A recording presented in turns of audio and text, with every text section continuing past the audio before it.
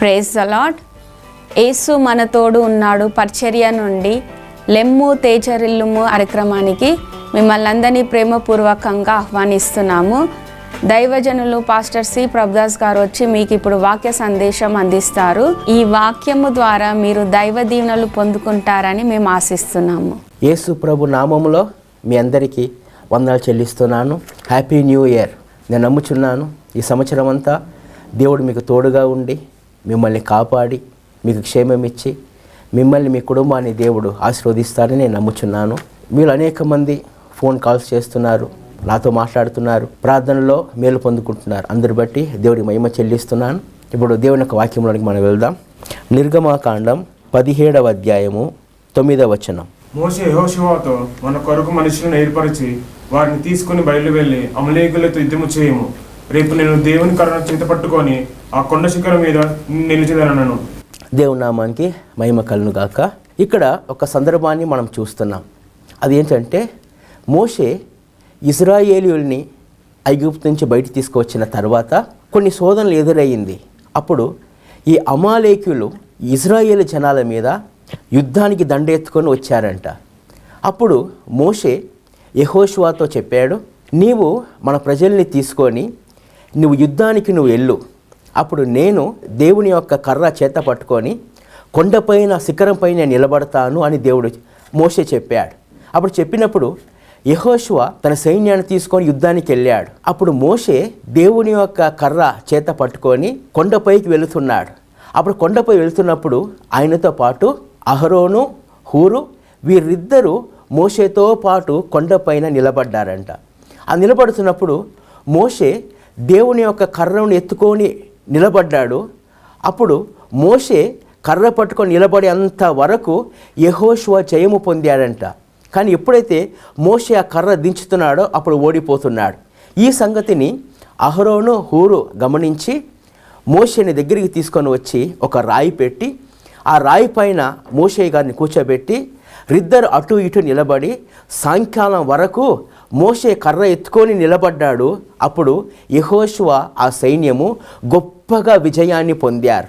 చూడండి, మోషే దేవుని యొక్క కర్రను చేత పట్టుకొని పై నిలబడ్డప్పుడు యెహోషువకి దేవుడు ఆ దినమున గొప్ప విజయాన్ని దేవుడు కలుగజేశాడు. ఈ జీవితము పోరాటం గలమైన జీవితమే. ఈ లోకంలో మనం చూస్తే చిన్నవాళ్ళ నుంచి పెద్దవాళ్ళ వరకు ఏ వయసులో ఉన్నా ఏ పరిస్థితిలో ఉన్నా వారందరికీ ఏదో ఒక పోరాటం జరుగుతూ ఉంది. ఇక్కడ మనం చూస్తున్నాము అమాలేకులతో వీళ్ళకి యుద్ధము జరిగిందంట.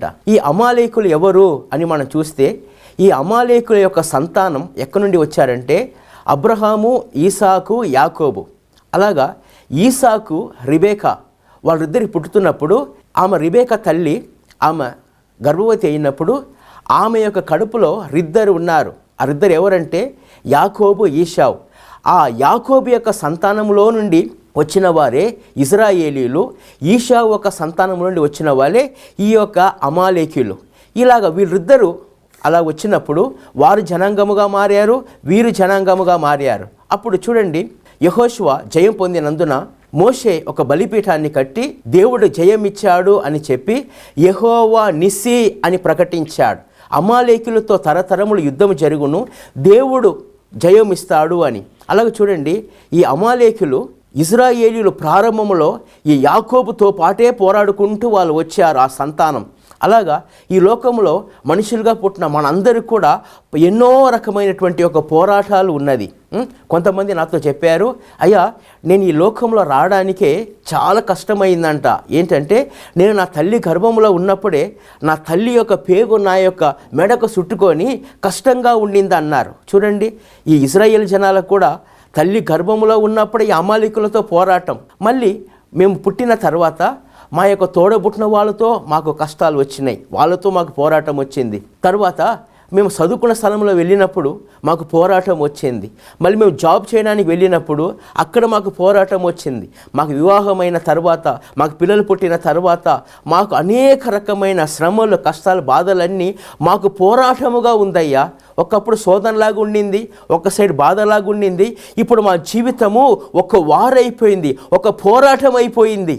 మాకు తోడు నిలబడేవారు లేరు, మాకు జయం ఇచ్చేవాళ్ళు లేరు, మా యొక్క బాధను చెప్పుకోవడానికి ఎవరు లేరు, మమ్మల్ని ధైర్యపరచడానికి ఎవరు లేరు, మా జీవితము ఇలాగ అనాథలాగా ఒంటరిగా పోరాడుతున్నానయ్యా అని ఈ యొక్క వాక్యం వింటున్న దేవుని బిడ్డలారా, ఈ సంవత్సరము ప్రారంభంలో మీకు ఒక శుభవార్త దేవుడు వాగ్దానం గల మాటతో మీతో మాట్లాడబోతున్నాడు. ఈ సంవత్సరం ఎలా ఉంటుందో పోరాటం అనుకుంటున్నారా? ఇక్కడ చూడండి, యెహోషువ యుద్ధానికి వెళ్ళినప్పుడు మోషే ఏం చేశాడో తెలిసిన, దేవుని యొక్క కర్రను ఎత్తుకొని నిలబడ్డాడు. ఆ కర్ర ఎత్తబడినప్పుడు యెహోషువ జయము పొందాడు. అలాగే ఈ వాక్యం వింటున్న దేవుని బిడ్డలారా, నీకు చిన్న పోరాటం ఉండని, పెద్ద పోరాటం ఉండని, ఏదైనా రానియండి, మీకోసము ఒక వ్యక్తి కొండపైన కర్ర ఎత్తుకొని, దేవుని యొక్క కర్ర ఎత్తబడి ఉన్నాడు మీరు జయం పొందడానికి. అది ఏంటో తెలిసిన, ఆ కర్ర గొల్గొతా కొండపైన కలువరి కొండ. ఆ కలువరి కొండపైన కర్ర అనగా సిలువ, పొడుగు కర్ర, అడ్డము కర్ర, నీ కోసం నా కోసం సర్వలోక జనాలు జయము పొందడానికి తండ్రి అయిన దేవుడు తన కుమారుడైన యేసుక్రీస్తుని గొల్గొతా కొండపైన కలువరి సిలువలో ఆ యేసు ప్రభుని ఎత్తాడు. ఎందుకు? మోషే ఎలాగైతే ఒక కర్రను ఎత్తుకుంటూ నిలబడ్డాడో, యెహోషువ జయము పొందాడో, అలాగా నువ్వు నేను ఆదామును బట్టి ఈ లోకంలో ఓడిపోయిన వారముగా మనం ఉన్నా కూడా కడపటి ఆదాముగా యేసు ప్రభు ఈ లోకానికి వచ్చినప్పుడు తండ్రి అయిన దేవుడు ఆకాశాన్ని భూమిని ఆయన సన్నిధిలో జతపరుచుకోవాలి. ఆదాము ద్వారా ఓడిపోయిన తన సంతానమంతా జయము పొందాలని యేసు ప్రభుని ఈ లోక పాప పరిహార బలిగా ఆయన గొల్గొతా కొండపైన ఆ కలువరి సిలువ పైన యేసయ్యను నీ కొరకు నా కొరకు మన జయ జీవితం జయించడానికి ఆయన ఎత్తి నిలబడ్డాడు. ఆయన చూడండి దేవుని బిడ్డలారా, జయించువాడు అప్పుడు బహుమానానికి పాత్రుడుగా మారుతాడు. అలాగా ఈ జీవితంలో నీకు ఎన్నో రకమైన భారం కష్టంగా ఉంది. నువ్వు కొన్నిసార్లు ఆలోచిస్తావు, నేను చచ్చిపోతే బాగుంటుందని. కొన్నిసార్లు ట్రై చేయవచ్చు, లేకపోతే వీళ్ళు నువ్వు అలా చేయి, ఇలా చేయి, నువ్వు అలా పారిపో, ఇలా పారిపో అని వారు నీకు సలహా ఇవ్వవచ్చు. కానీ ఈ సమయాన దేవుడు నీతో మాట్లాడుతున్నాడు. నీ పోరాటములో నువ్వు ఒంటరిగా లేవు, నీ జీవిత భారములో నువ్వు ఒంటరిగా లేవు. నీకున్న శోధ అన్నిటిలో, నీ పోరాటం అన్నిటిలో దేవుడు నీకు తోడుగా ఉన్నాడు. ఆయన నీ కోసం సిలువలో ఎత్తబడ్డాడు. ఎందుకంటే నువ్వు జయము పొందడానికి. మోషే కరెతుకు నిలబడ్డాడు.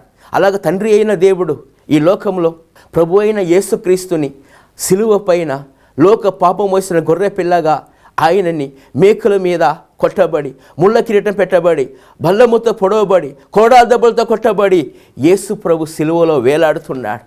లోకం అనుకుంటున్నారు ఏమనంటే యేసు ప్రభు ఓడిపోయాడని.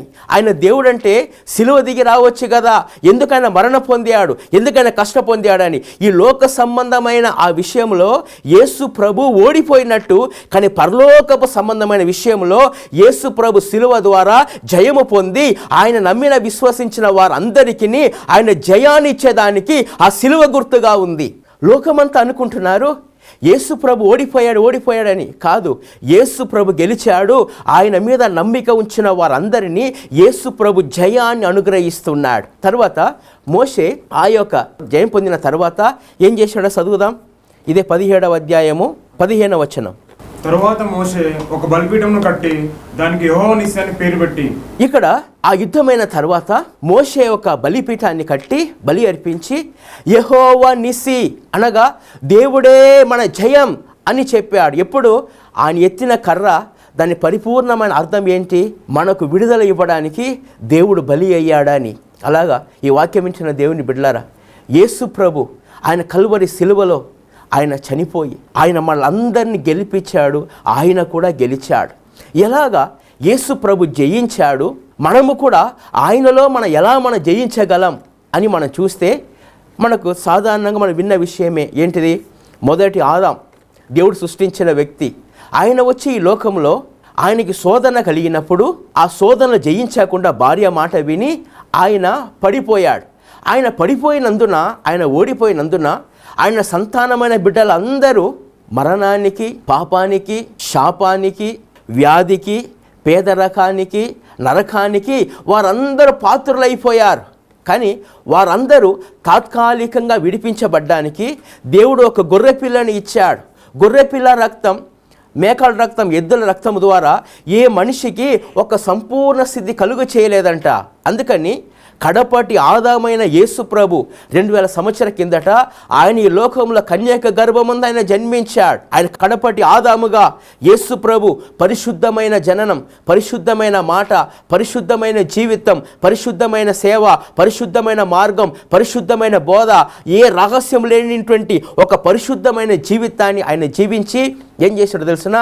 యేసయ్య చెప్పాడు, ఎవరునో ఎన్నడనో నా ప్రాణమును తీయలేరు, నేను నా ప్రాణమును పెట్టుచున్నాను, నేను నా ప్రాణమును పెట్టుటకును నా ప్రాణమును తీయుటకు నాకు అధికారం ఉంది, ఈ అధికారము నేను నా తండ్రి యొద్ద నుండి నేను పొందాను అని చెప్పి యేసు ప్రభు తన్ను తాను ఆ యొక్క మరణానికి అప్పగించుకున్నాడు. అప్పుడు ఏమైందో తెలుసునా?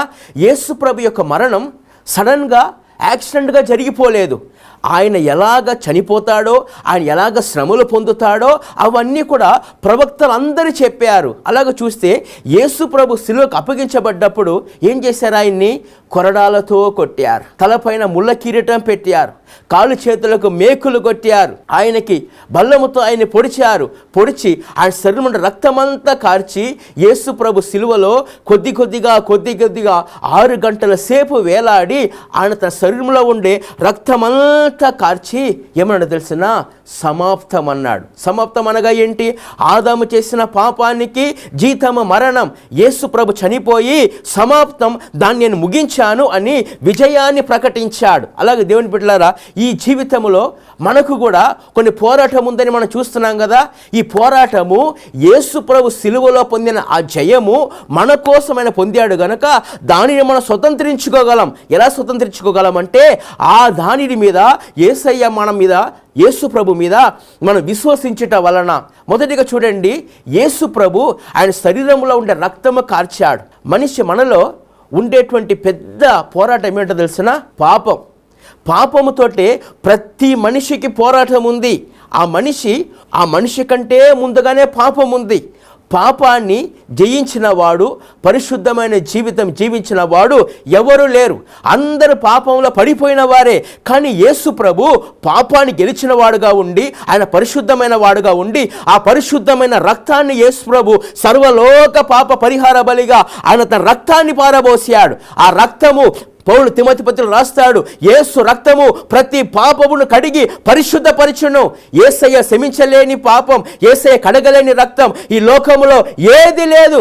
యేసు ప్రభు యొక్క రక్తం ప్రతి పాపమును కడిగి పరిశుద్ధపరుస్తుంది. గనుక నీవు ఈ రోజున పాపముతో పోరాడుతున్నావో ఏమో, అయ్యా నాకున్న అలవాట్లు, నాకున్న స్నేహం, నాలో ఉండే పాపపు క్రియని నేను జయించలేకపోతున్నానయ్యా అని ఈ నూతన సంవత్సరంలో ఒక శుభవార్త, నువ్వు పాపాన్ని గెలవడానికి, నేను పాపాన్ని గెలవడానికి, ఈ లోకంలో ఉండే జనాలందరూ పాపపైన జయం పొందడానికి యేసు ప్రభు యెహోవా నిస్సిగా గొల్గొతా కొండపైన ఎత్తబడ్డాడు. నువ్వు ఆయన యందు విశ్వాసం ఉంచినప్పుడు ఎటువంటి ఒక పాపమైనా సరే నీ జీవితంలో ఆయన నిన్ను విడిపించువాడుగా ఆయన ఉన్నాడు. నువ్వు ఆయన మీద నమ్మిక ఉంచినప్పుడు. తర్వాత యేసు ప్రభు తలపైన ముళ్ళ కిరీటాన్ని పెట్టారంట. ముళ్ళు అనగా ఏంటి?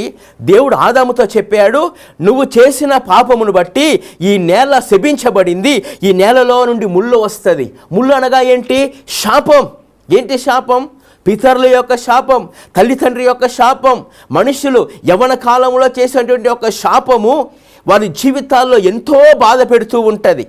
ఆ శాపము పోవడానికి యేసు ప్రభు తల మీద నువ్వు యూదుల రాజువా అని ఒక ముళ్ళ కిరీటం తీసి యేసు ప్రభు తల మీద పెట్టి కొట్టారంట. అప్పుడు ఏమైందో తెలిసిన? మన మీద ఉండవలసిన ఆ శాపం, నీ మీద ఉండవలసిన శాపం, నీ మీద, నీ కుటుంబం మీద, నీ భార్య పిల్లల మీద, నీ సంతానం మీద అనుభవించేటువంటి ప్రతి ఒక్క శాపాన్ని యేసు ప్రభు సిలువలో ఆ శాపాన్ని విరిచి ఆయనకి జయాన్ని ఆయన అనుగ్రహించాడు. నువ్వు ఈ మాటను నమ్ము. యేసు ప్రభు నా కొరకు సిలువలో ఆయన శాపమై ఆయన నాకు విడిపించాలని విశ్వసించినప్పుడు యేసు ప్రభు నిన్ను ఆ శాపంలో నుండి ఆయన నిన్ను విడిపించి ఆయన నీకు విడుదలనిస్తాడు. తర్వాత మూడోదిగా ఏంటి? వ్యాధి. మనిషికి ఎంతో రకమైన వ్యాధి వస్తుంది. ఆ వ్యాధి వచ్చినప్పుడు, బలహీనత వచ్చినప్పుడు ఆయన జీవితం ఆగిపోవడం మాత్రం కాకుండా ఆయన తన పిల్లల మీద ఆయన భారమైపోతాడు. కానీ దేవుని యొక్క వాక్యం సెలవిస్తున్నది, యేసు ప్రభు సిలువలో ఆయన పొందిన గాయముల ద్వారా మీరు స్వస్థపరచబడి ఉన్నారు అని. ఎందుకు? దెబ్బలు అనగా ఏంటి? శిక్ష. దేవుడు మొదటిగా ఆదామును చేసినప్పుడు వ్యాధి లేదు, మరణము లేదు, ఆరోగ్యంగా నువ్వు ఉండి ఈ భూమిని పరిపాలించు అన్నాడు. కానీ ఈయన పాపము చేసినందున ఆయనలో బలహీనత వచ్చింది, సిక్నెస్ వచ్చింది. ఈ యొక్క వ్యాధులన్నిటినీ పోవడానికి యేసు ప్రభు కలువరి సిలువలో నీ కోసం నా కోసం ఆయన గాయపరచబడ్డాడు. ఆయన పొందిన గాయముల ద్వారా మనం స్వస్థపరచబడి ఉన్నాం. ఎవరు ఏమన్నా, ఎవరు ఏమి రాసినా, ఏది ప్రకటించినా మన ప్రభు అయిన యేసు క్రీస్తు ఆయన యెహోవా రాఫా, నిన్ను స్వస్థపరిచి యెహోవా రాఫా నేనే అన్నాడు. ఈ వాక్యం వింటున్నప్పుడే, ఈ మాట విశ్వసిస్తున్నప్పుడే నువ్వు నమ్ము. ఈ క్షణమే ఆ సిలువలో ఆయన చాపిన అదే హస్తము నీ పైన చాపుచున్నాడు. ఆయన నిన్ను స్వస్థపరుస్తూ ఉన్నాడు. నీతి సూర్యుడు ఆయన రెక్కలు చాపి నువ్వు ఎక్కడ ఉన్నా ఈ క్షణంలోనే యేసు ప్రభు నీకు ఆరోగ్యాన్ని అనుగ్రహిస్తున్నాడు. నువ్వు నమ్ము. నమ్ముటం వలన నమ్మిన వాడికి సమస్తము సాధ్యమని దేవుని యొక్క వాక్యం సెలవిస్తున్నది. అలాగే దేవుని బిడ్డలారా, వ్యాధితో ఉన్న నిన్ను యేసు ప్రభు నీకు జయమిచ్చి నీకు ఆరోగ్యాన్ని దేవుడు ప్రసాదించేవాడుగా ఉన్నాడు. ఇప్పుడు నీకు కొన్ని రిపోర్ట్స్ వచ్చి ఉండవచ్చు.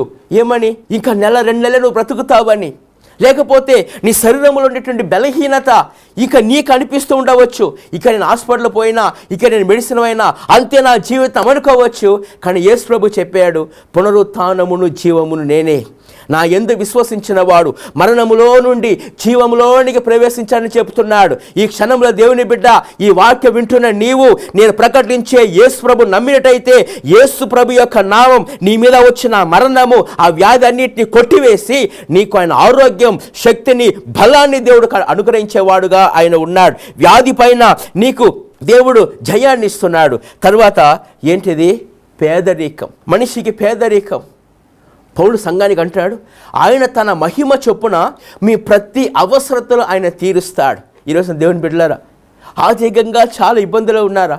ఈ లాక్డౌన్ వలన సరిగా పండ్లు లేక, అవి లేక, ఇవి లేక మీరు కష్టాలతో, కన్నీటితో మీరు ఉండవచ్చు. ఈ రోజున నేను మీకు శుభవార్త ప్రకటిస్తున్నాను. ఆయన తన మహిమ చొప్పున మీ ప్రతి అవసరతలు ఆయన తీరుస్తాడు. అవసరతలు మీకు ఉండవచ్చు. మీకు అవసరతలు ఉంది, నాకు అవసరతలు ఉంది, సేవలు అవసరతలు ఉన్నాయి. కానీ వాక్యం అంటుంది, ఆయన తన మహిమ చొప్పున మన ప్రతి అవసరతలు ఆయన తీరుస్తాడు. ఎలా తీరుస్తాడు అంటే, ఆయన సిలువలో ఆయన పేదవాడుగా మారాడంట. ఆయన పేదవాడుగా మారి అబ్రహాము యొక్క ఆశీర్వాదాలు ఆయన విశ్వసించు వారికి ఆయన అనుగ్రహిస్తాడంట. చూడండి, అబ్రహాము యొక్క దీవెన విస్తారంగా దేవుడు అతన్ని ఆశీర్వదించాడు. అలాగే వాక్యం ఇంటున్న దేవుని బిడ్డలారా, పేదరికంలోనూ ఉండవచ్చు, కృంగిపోవచ్చు. ఎందుకు నాకు ఇంత బాధ అని ఒక్క మాట నేను దేవుని సన్నిధిలో ప్రకటిస్తున్నాను. ఇప్పుడు నీకు ఉన్న ఈ బాధ, ఈ ఆర్థిక పరిస్థితి ఎప్పటికీ ఉండదు. దేవుడు నిన్ను ఆశీర్వదించి ఉన్నాడు. నువ్వు నీ జీవితం ముగించినప్పుడు నువ్వు చూసుకుంటావు, నేను బాధపడింది కొన్నే, కానీ దేవుడు నన్ను ఆశీర్వదించింది ఎంతో విస్తారం అని చెప్తావు. అలాగే యేసయ్య సిలువ ద్వారా నీకు ఆర్థిక పైన విజయాన్ని ఇచ్చాడు. తర్వాత సాతాను శోధన, చాలామందికి భయంకరమైన శోధనలు. అవి ఏంటంటే, అయ్యా మా మీద చేతబడులు చేస్తున్నారు, మాకు చాలా కష్టంగా ఉంది, నిమ్మకాయలు వేస్తున్నారు, తాయితులు వేస్తున్నారు, గుమ్మడికాయలు వేస్తున్నారు అని అనేక రకమైనటువంటి చేతబడి కార్యాలు నీ మీద ఉన్న దేవుని బిడ్డలారా, సైతాన్ క్రియలను నాశనం చేయుటకే యేసు ప్రభు దిగి వచ్చి ఉన్నాడు. యేసు ప్రభుని గెలిచే శక్తి ఈ లోకంలో ఏదీ లేదు. నువ్వు ఎటువంటి ఒక చేతబడి ద్వారా నీ కుటుంబం పీడించబడుతూ ఉన్నా, నీ యొక్క పిల్లలు బాధపడుతూ ఉన్నా, నువ్వు బాధపడుతూ ఉన్నా, యేసుని పిలు, ఉపవసించు, కన్నీరు కారు, నువ్వు దేవుడిని వేడుకో.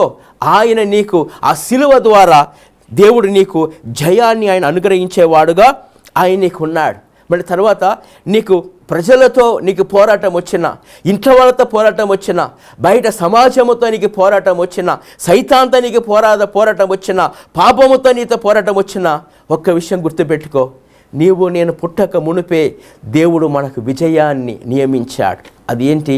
మన యేసు ప్రభు పేరు యెహోవా నిస్సి. ఆయన మనకు జయమిచ్చేవాడుగా ఉన్నాడు. అలాగే దేవుని బిడ్డలారా, ఆదామును బట్టి మనమందరం ఓడిపోయిన వారమే, కానీ క్రీస్తు యేసుని బట్టి మనం జయించే వారముగా మనం ఉండాలి. యేసు ప్రభు ప్రకటనల గ్రంథంలో 7 సంఘానికి 7 రకమైన ఆశీర్వాదాలు ప్రకటించాడు. ఆశీర్వాదాలు ప్రకటించినా కూడా, పరలోకంలో బహుమానాలు ప్రకటించినా కూడా ఆయన ఏమన్నా తెలిసినా, అందరికి ఒకటే షరతు, జయించువాడికి అన్నాడు. ఎలా మనం జయిస్తాం? పరలోకంలో ఒక గుంపు ఉన్నారు, వాళ్ళు జయించారంట. ఎలా జయించారంట? గొర్రె పిల్ల యొక్క యేసు రక్తమును బట్టి వాళ్ళు జయించారంట. అలాగే దేవుని బిడ్డలారా, ఈ లోకంలో జయించిన వాడికే పరలోకంలో స్థానం. ఎలా మనం గెలవగలం? ఆ పరిశుద్ధులు అంటున్నారు, మేము గొర్రెపిల్ల యేసు రక్తముతో మేము గెలిచామని.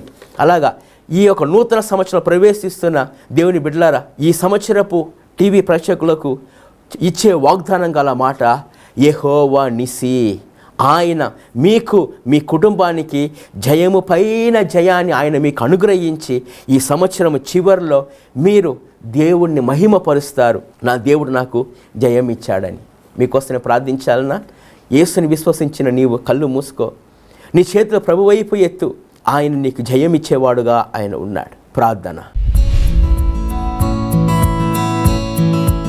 మోషే దేవా, యెహోషువ దేవా, మా దేవా, మా రక్షకుడైన యేసయ్య, ఈ సంవత్సరం ప్రారంభంలో మీరు మాతో వాగ్దానం గల మాటతో మీరు మాతో మాట్లాడుతున్నారు. యెహోషువ పోరాడేటప్పుడు ఎలాగైతే మోషే దేవుడు కర్ర ఎత్తుకొని నిలబడ్డాడో తండ్రి, అలాగ మా జీవితంలో మేము పోరాడడానికి, మాకు జయం ఇవ్వడానికి యేసు ప్రభుని నువ్వు సిలువ పైన ఎత్తావు. ఆయన ద్వారా మాకు జయం ఉన్నది. ఈ వాక్యం దేవ వింటున్న బిడ్డలు, ప్రతి మనిషి, ప్రతి కుటుంబం పోరాటంలో ఉన్నారయ్యా. వ్యాధితో, సైతాన్ బాధలో, శోధనలో, ఆర్థికంగా ఇబ్బందిగా ఎన్నో నీ బిడ్డలు ఖండిత ఉంటుండగా, యెహోవా నిసి, నిన్ను వేడుకుంటున్నాను, యేసు నామముల నీ బిడ్డలకు విజయం కలుగునుగాక. ఈ నూతన సంవత్సరం జయప్రదకరంగా నా బిడ్డలు బ్రతుకుదురుగాక అని ప్రార్థిస్తున్నానయ్యా. యేసు నామములో నీ బిడ్డలకు విజయాన్ని ప్రకటిస్తున్నాను యేసు రక్తము ద్వారా. అయ్యా, నీ బిడ్డల్ని మీరు ఆశీర్వదించండి, కన్నీరు తుడవండి. ఇప్పుడు పలికిన ఆ మాటలన్నిట్లో నీ బిడ్డల పరిస్థితుల్లో ఉంటుండగా అందరికీ మీరు జయమునియండి, నేను మయపరచుటకు సహాయం చేయమని యేసు నామములో ప్రార్థిస్తున్నాను తండ్రి. ఆమేన్. మన తండ్రి అయిన దేవుని ప్రేమ, ప్రభువైన యేసుక్రీస్తు కృప, పరిశుద్ధాత్మని యొక్క సహవాసం మనకును సకల పరిశుద్ధులకును ప్రభు రాకడ వరకు తోడై ఉండునుగాక. Amen. Amen. God bless you. ఇంతవరకు పాస్టర్ సి ప్రభుదాస్ గారు చెప్పిన దైవ సందేశం విని దైవ దీవెనలు పొందుకున్నారని మేము నమ్ముచున్నాము. మీకు ఏమైనా ప్రార్థన అవసరతలు ఉన్న ఎడల మాకు తెలియజేయండి. మీ కొరకు మేము తప్పక ప్రార్థిస్తాము. మా యొక్క ఫోన్ నంబర్లు 9000730002 మరియు 6281186504. మా చిరునామా Jesus with us ministries, house number 1-7-3, road number 3, ex servicemen colony, Balaji Nagar, via Yapral, Secunderabad 5,87,000. దేవుడు మిమ్మల్ని దీవించును గాక. God bless you. ఇంతవరకు ఓపికతో విన్నందుకు మీకు అందరికీ కృతజ్ఞతలండి. ఇంతవరకు నా ఛానల్ సబ్స్క్రైబ్ చేసుకోకపోతే దయచేసి సబ్స్క్రైబ్ చేసుకోండి, లైక్ చేయండి, షేర్ చేయండి. ఇంకా లేటెస్ట్ వీడియోల కోసం బెల్ ఐకాన్ మీద క్లిక్ చేయండి.